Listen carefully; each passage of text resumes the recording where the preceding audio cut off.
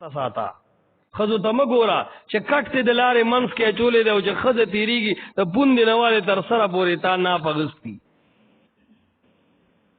مسلمان ته وای چې بس پرې دا ځنې خبرې چې چشمو کې کته او برګوره او پردو خزو ته ګوره نه مسلمان ته وای تم نظر خکته کا نو زنانه ته وای تم نظر خکته کا اصلاح معاشره راولي قرآن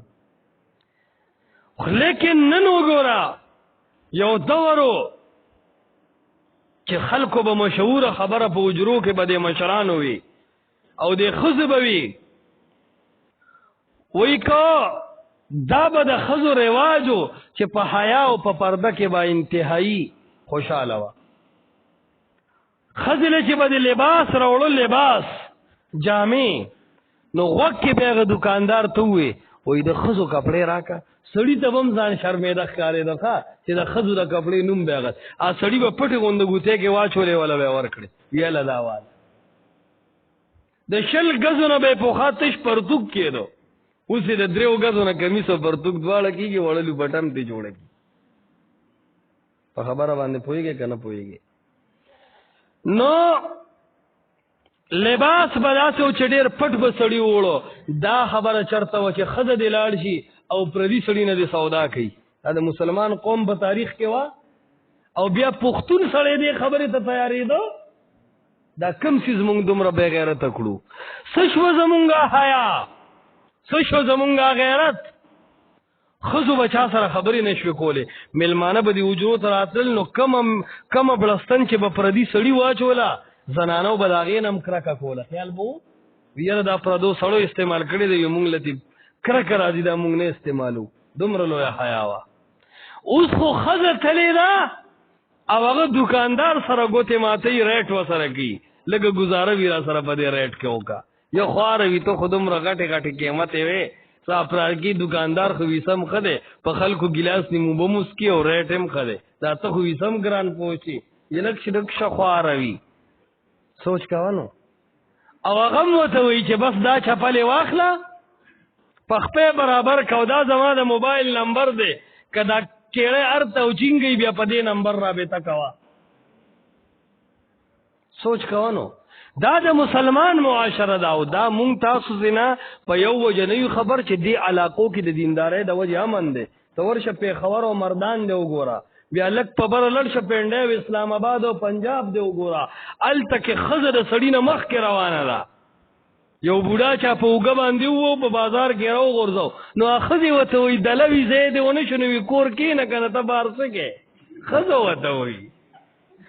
دا دې ته 25 شرم وایي ښه وی تاسو ځای ونه شو خو وي کور کښېنه که نه اوس به دې وي چې ته به دې کوو نو تاسې مرې وي د کفن پیسې په مونږ راړی وی ته خو هسې مرې خو د کفن پیسې په مونږ راړی اوس په کار خو دا ده چې د مشر سړي دی ښځې ته ویلي چې کور کښېنه لیکن اوس ښځه سړي ته وایي ته څه پوهېږې خو وي کور کښېنه که نه چې تابع سره ګپ لګوه نو ته بازار کې څه کې عرض دا دی چې معاشره انتهایی د قرآن خلاف روانه ده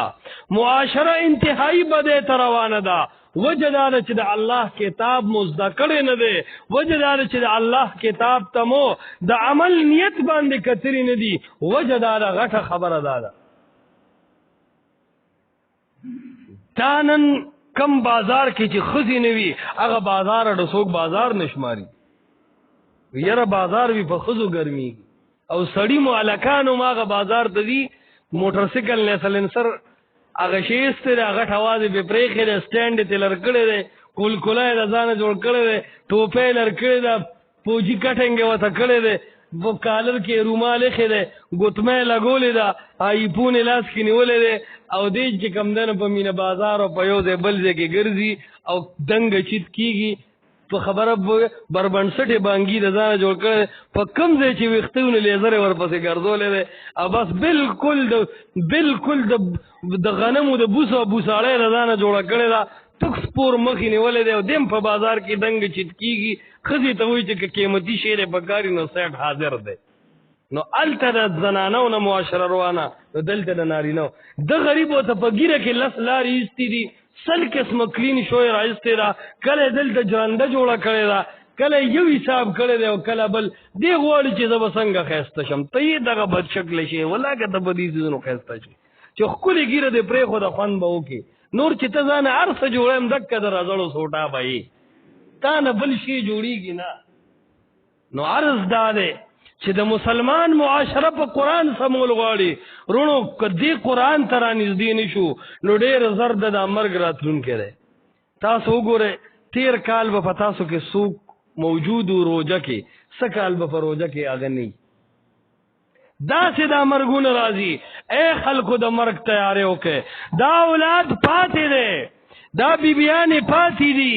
دا بچي او دا مال او دولت پاتې دی خبر ته چې تا سره ځي صحیح عقیده به ځي او صحیح عمل به ځي عقیده سمه که د رب په توحید ځان پوهه کا چې ته د رب په ځای درګاه ته کته نه شي د رب په ځای پیر ته کته نه شي د رب په ځای ملا ته کته نه شي د رب په ځای بوت ته او کاڼي ته غوني ته حجر او شجر ته کته نه شي اول د رب حقوق وپېژنه نو په دې قرآن وپېژنه بیا بدعات پرېږده رواجونه رسمونه پرېږده راشه د رسول الله مبارک په طریقو ژوند تېر کا نو بیا دې دا ظلمونه پرېږده مرګ را روان دی او سبا به جاړې مرګ را روان دی او سبا به جاړې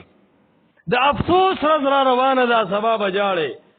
قرآن ویلي دي کم انسان باندې چې مرګ راشي دی چغې وایي ای الله دنیا ته مې ولېږه بیا به زه بد عمل نه کومه لعلي ارجع عملا صالحا الله دنیا ته مې ولېږه ټول ژوند به باقي په یو سجده تېروم الله فرمایي کلا